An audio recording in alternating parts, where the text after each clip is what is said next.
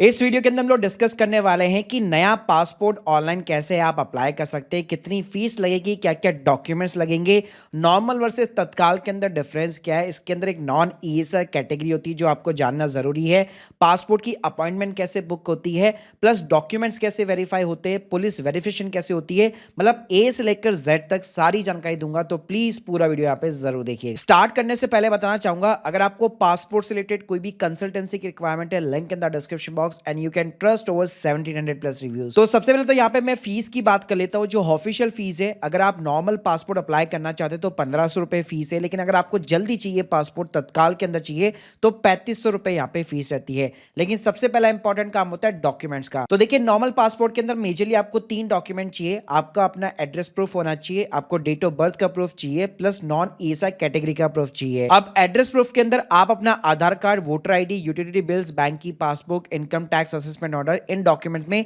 किसी को भी एक को यूज में ले सकते हो। वहीं पे अगर मैं डेट ऑफ बर्थ प्रूफ की बात करूं तो 10th की मार्कशीट हो गई, पैन कार्ड हो गया, बर्थ सर्टिफिकेट, ड्राइविंग लाइसेंस या वोटर आईडी, इनमें से किसी को भी यूज में ले सकते हो। इसके अलावा भाई एक ईएसआई कैटेगरी होती है। इसका मतलब बेसिकली क्या होता है, यहाँ पे अगर आप गल्फ कंट्री के अंदर अगर आप जॉब वगैरह करना चाहते हो तो वहां पे आपको इमिग्रेशन क्लियरेंस की यहाँ पे जरूरत नहीं पड़ती है। बाकी ऑटोमेटिकली जो भी 10th पास होते हैं उनका ऑटोमेटिकली नॉन ईसीआर रहता है, उसके नीचे वालों के लिए ईसीआर रहता है। बाकी यहाँ पे आपको एक डॉक्यूमेंट एडवाइजरी की लिंक भी दे दूंगा, जहाँ पे कुछ पैरामीटर्स को सेलेक्ट करने के बाद अपने आप ही आपको ये डॉक्यूमेंट्स की लिस्ट पे बता देगा। तो चलिए यहाँ पे शुरुआत करते कि ऑनलाइन एप्लीकेशन के एप्स कैसे यहाँ पे फाइल करनी है। तो आपको पासपोर्ट सेवा की वेबसाइट के ऊपर आना है। सबसे पहले यहाँ पे रजिस्टर नाउ बटन के ऊपर क्लिक करके अपना अकाउंट आपको क्रिएट करना है।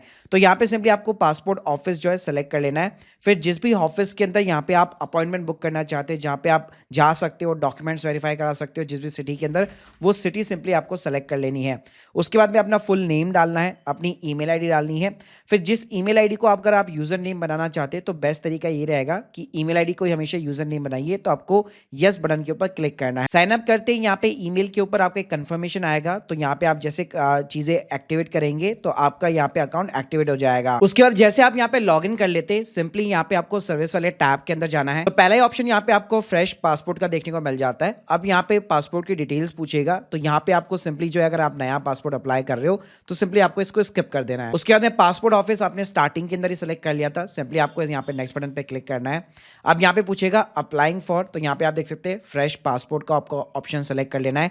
Type of the application, simply आपको इसको नॉर्मल रखना है। 1500 रुपए है नॉर्मल, तत्काल के अंदर आपको 2000 रुपए एक्स्ट्रा पे करने पड़ेंगे। उसके बाद में type of the passport booklet, तो आप बहुत ज्यादा घूमना चाहते हैं, ट्रैवल करते तो 60 पेज का अप्लाई कीजिए, वरना 36 पेज का भी इनफ है। उसके बाद में यहाँ पे गिवन नेम आता है, सर नेम आता है, तो जो भी आपका फर्स्ट नेम है और आपका जो भी लास्ट नेम या सर नेम है वो आपको पुट करना है। उसके बाद में सिंपली यहाँ पे आता है जेंडर, जेंडर आप सेलेक्ट कर लीजिए। किसी और नाम से अगर आप जाना चाहते हैं तो आप यस कर सकते हैं, वरना इसको आप नो रखिए। कभी आपने अपने नाम वगैरह को चेंज किया है कि नहीं किया, तो आपको उस ऑप्शन के अंदर यहाँ पे यस नो के अंदर जवाब देना है। आपको ना अपनी डेट ऑफ बर्थ बतानी है। उसके बाद में क्या आपका यहाँ पे प्लेस ऑफ बर्थ जो है आउट ऑफ इंडिया है, तो आपको यस नो के अंदर जवाब देना है। उसके बाद में जहाँ पे भी आपका बर्थ हुआ था उस विलेज का, टाउन का, सिटी का नाम डालना है। उसके बाद में यहाँ पे सिंपली आपको उस स्टेट को सिलेक्ट करना है और उसके बाद में आपको यहाँ पे डिस्ट्रिक्ट भी सिलेक्ट करनी है। फिर यहाँ पे आता है मैरिटेड स्टेटस, तो अगर आप मैरिड है तो यहाँ पे आप वो सिलेक्ट कर सकते हैं, सिंगल है तो उस अकॉर्डिंग आप यहाँ पे सिलेक्ट कर सकते हो। उसके बाद में यहाँ पे आता है सिटीजनशिप ऑफ द इंडिया, तो बाई बर्थ है आपकी तो आपको वो सिलेक्ट कर लेना है। उसके बाद में पैन नंबर देना कंपलसरी नहीं है, लेकिन मैंने बताया तभी आपको डॉक्यूमेंट की चेकलिस्ट, तो बेटर है अगर आपके पास पैन कार्ड नंबर है, वोटर आईडी है, तो उसकी डिटेल यहाँ पे जरूर दीजिए। उसके बाद में आता है एम्प्लॉयमेंट टाइप करके, तो यहाँ पे आपको अलग अलग ऑप्शन देखने को मिल जाते हैं। ऊपर ही ऊपर आपको यहाँ पे जो है बीच में पीएसयू या फिर गवर्नमेंट एम्प्लॉयज के ऑप्शन देखने को मिल जाते हैं। अगर आप यहाँ पे सेल्फ एम्प्लॉयड है तो उसका भी ऑप्शन है, स्टूडेंट का भी ऑप्शन है। बाकी अगर आप कहीं पे प्राइवेट जॉब वगैरह करते हैं तो उसका भी ऑप्शन है। उसके बाद में ये क्वेश्चन पूछेगा कि आपके कोई भी पेरेंट्स वगैरह यहाँ पे या फिर आपकी जो स्पाउस है वो गवर्नमेंट सर्वेंट है कि नहीं, तो आपको यस नो के अंदर जवाब देना है।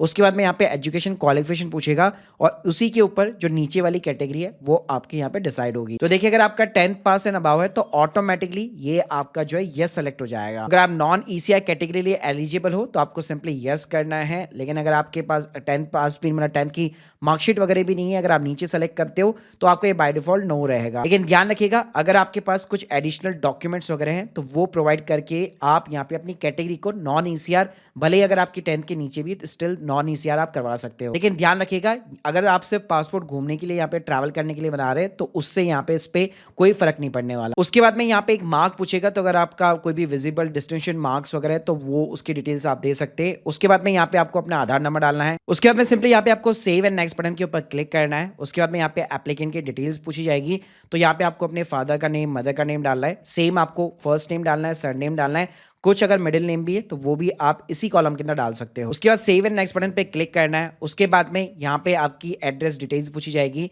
तो यहाँ पे आपका जो भी प्रेजेंट एड्रेस है बेसिकली वो आपको यहाँ पे पुट करना है। अगर आउट ऑफ इंडिया है तो आप यस कर सकते हो, वरना सिंपली आप इसको नो रखिए। और आप जहाँ पे भी रहते हैं इंडिया के अंदर वो पूरा एड्रेस आपको पुट करना है। ध्यान रखिएगा, इसका डॉक्यूमेंट भी मांगा जाएगा आगे चलकर जब आप पासपोर्ट की वेरिफिकेशन कराएंगे, तो मोस्टली आपके आधार कार्ड के अंदर जो एड्रेस दिया गया है वही एड्रेस यहाँ पे डालिएगा। और जैसे आप अपना एड्रेस पुट करते तो यहाँ पे एक पुलिस स्टेशन की लिस्ट खुल जाती है। ये मेनली क्या होता है, जो भी आपका एड्रेस है, जो भी आपके नियर बाय पुलिस स्टेशन होगा उसकी पूरी लिस्ट होगी। और एक बार आपका पासपोर्ट आप डॉक्यूमेंट्स वगैरह वेरीफाई मतलब कर लोगे बेसिकली यहाँ पे सेंटर के ऊपर, उसके बाद आपकी फाइल जो है इस पुलिस स्टेशन के अंदर भेज जाती है वेरिफिकेशन पर्पज़ के लिए। तो जो भी आपके नियर बाय का पुलिस स्टेशन है जहाँ पे आप विजिट कर सकते हो बेसिकली, वो डेफिनेटली यहाँ पे आपको नियर बाय जो है वो सेलेक्ट कर लेना है। उसके बाद यहाँ पे आपको अपना मोबाइल नंबर, ईमेल आईडी डाल लेनी है। उसके बाद में ये पूछेगा क्या आपका परमानेंट एड्रेस यहाँ पे अवेलेबल है, तो यहाँ पे आप यस बटन के ऊपर क्लिक करना है। और ये पूछेगा जो आपने ऊपर एड्रेस डाला, जो प्रेजेंट एड्रेस है, क्या वही आपका परमानेंट एड्रेस है। कई बार क्या होता है, हम लोग दिल्ली के अंदर जॉब कर रहे होते हैं या फिर मान लीजिए गुजरात से बिलोंग करते हैं या गुजरात में जॉब कर रहे होते हैं, मतलब अगर ऐसा कुछ सिनेरियो है तो उस केस में यहाँ पे आप अपना एक डिफरेंट परमानेंट एड्रेस भी पुट कर सकते हो, कोई दिक्कत नहीं। उसके बाद में यहाँ पे एक इमरजेंसी कॉन्टैक्ट नंबर पूछा जाता है, तो यहाँ पे सिंपली एक पर्सन का, जैसे आपके फादर या मदर है, जिसका भी आप नंबर देना चाहते हैं, नेम देना चाहते हैं, एड्रेस देना चाहते हैं, वो आप यहाँ पे पुट कीजिए। तो यहाँ पे आप प्रॉपर उनका नाम, उनका एड्रेस, मोबाइल नंबर, ये सब चीजें डाल करके पुट करके सेव करा दीजिए। उसके बाद में यहाँ पे कई सारे आपसे क्वेश्चन पूछे जाएंगे, जैसे आप पहले कोई आइडेंटिटी सर्टिफिकेट वगैरह कुछ होल्ड करते हैं, तो मोस्टली अगर आप देखोगे तो यहाँ पे सभी के जवाब जो है नो के अंदर यहाँ पे रहने वाले, मतलब पहले अगर आपने कभी पासपोर्ट अप्लाई किया है तभी जाकर ये क्वेश्चन आपके लिए रिलेवेंट होंगे। उसके बाद में देखोगे तो एडिशनल और बहुत सारे क्वेश्चन है कि आपके अगेंस्ट में कोई वारंट तो इश्यू नहीं हुआ, समन्स तो नहीं है, तो ऐसे बहुत सारे क्वेश्चन है। मोस्टली अगर आप देखेंगे सभी के जवाब जो है यहाँ पे सिंपली नो के अंदर रहने वाले हैं। उसके बाद में जैसे आप सेव एंड नेक्स्ट करते हैं तो यहाँ पे ना आपको एक प्रीव्यू देखने को मिल जाता है कि जो फाइनल आपका पासपोर्ट बनेगा वो आपको किस टाइप का दिखेगा। जी हाँ, तो यहाँ पे आपको अपनी फोटो नहीं दिखेगी, लेकिन बाकी की जो डिटेल्स होगी, जो प्रीव्यू होगा, वो आपको यहाँ पे देखने को मिल जाता है। उसके बाद में भाई आता है हमारा लास्ट स्टेप, जहाँ पे हमें डॉक्यूमेंट जो है यहाँ पे सेलेक्ट कर लेने हैं। जैसे प्रूफ ऑफ बर्थ के अंदर आप देख सकते हो कई सारे ऑप्शन दिए गए, तो अगर आपके पास में बर्थ सर्टिफिकेट है तो आप वो सिंपली वो सेलेक्ट कर लीजिए। और अगर आपके पास में 10th की मार्कशीट वगैरह है या टीसी वगैरह है तो लास्ट ऑप्शन में यहाँ पे दिया गया है, तो यहाँ पे सारे ऑप्शन आपको मिल जाएंगे। इसके बाद में यहाँ पे आपको अपना जो रेजिडेंशियल एड्रेस है उसका सिंपली यहाँ पे आपको प्रूफ देना है, तो बेस्ट होगा कि आप आधार कार्ड सेलेक्ट कर सकते हो। ऐसे जो proof of ES non ESR जो कैटेगरीज वगैरह है उसका भी ऑप्शन है, तो यहाँ पे आप अपनी 10th की मार्कशीट दे सकते हो। और जैसे मैं बताया था, अगर आपके पास 10th की मार्कशीट नहीं है, लेकिन लेट सपोज अगर आप मैरिड पर्सन है, हस्बैंड का जो पासपोर्ट है वो उस कैटेगरी के अंदर बना हुआ है, तो वो भी आप यहाँ पे दे सकते हो। मतलब देखो, आप देख सकते हो यहाँ पे काफी सारे ना ऑप्शन दिए गए हैं। और अगर आपके पास में 10th की मार्कशीट नहीं है लेकिन मैरिज सर्टिफिकेट वगैरह, मतलब जो हस्बैंड है उसका पासपोर्ट बना हुआ है वहाँ पे इस कैटेगरी के अंदर, तो ऐसे ना काफी सारी चीजें यहाँ पे ऑप्शन दिए गए, तो वो आप यहाँ पे सेलेक्ट कर सकते हो। और यहाँ पे आप ध्यान रखिएगा, चाहो तो आप यहाँ पे डिजी लॉकर का भी एक्सेस दे सकते हो, यानी डॉक्यूमेंट्स आपको अपलोड नहीं करना पड़ेगा।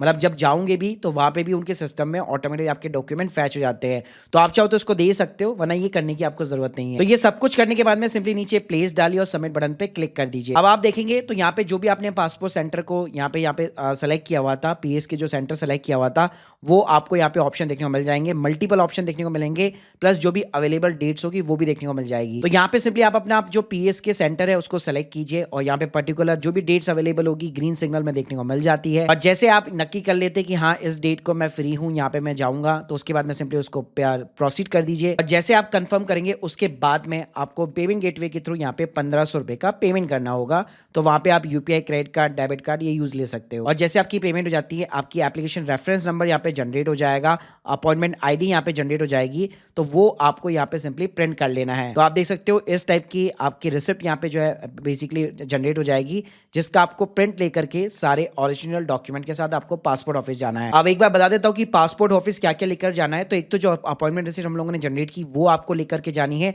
जितने भी डॉक्यूमेंट्स है फोटोकॉपी भी लेके जानी है, लेकिन साथ में ओरिजिनल डॉक्यूमेंट्स भी लेके जाने हैं।